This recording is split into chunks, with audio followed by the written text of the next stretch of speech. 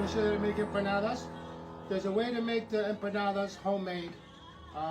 You can actually look it up, and I believe we'll be posting one on the menu. Yes, we'll have some recipes from some of the cookbooks that the library has. Awesome.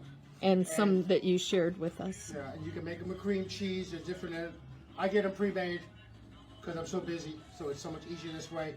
They're all different kinds. You got the South Americans, the Colombians, Cubans, Puerto Ricans, Mexicans. Everyone, we all have our own different style. We call it sazon, our own gift that we have, our way of cooking, the way Grandma showed you. A lot of South America, they put raisins in their empanadas. Cubans don't.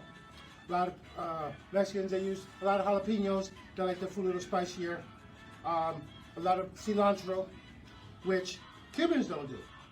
But I myself love cilantro. I make my cilantro hot sauces and marinades. Cilantro is very good for you. Cilantro takes a lot of lead and mercury out of your system. A lot of people don't know that. But it's a genetic thing with the cilantro. A lot of people can't handle it. So I start with a little cream cheese that I like to put in my empanada. That's very traditional for a lot of people and a lot of different. Then I have my empanada mix, which this is picadillo con papa, and I use mushrooms, spinach, carrots, celery.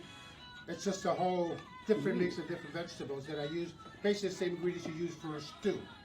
Let me get it. And this is my mix for empanadas. You can make them different sizes as you want. I have an empanada maker. I was making them without. They come in different shapes, different sizes, hearts, flowers, sunburst. I do those especially for the Women's Auxiliary Group and the book clubs. Then you just, a nice little soft press. You peel the extra, and just pops it out and drop it in the pan. You use basic cooking spray, not to make them stick. Don't use oil because it'll start frying it on the bottom. You do not want to fry your empanadas because I put them in the oven. You can actually fry them. A lot of people do. I am more health conscious. I take a little bit of the cornmeal also.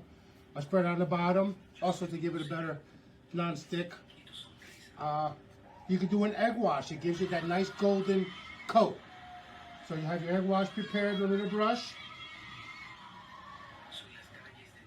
Nice little egg wash.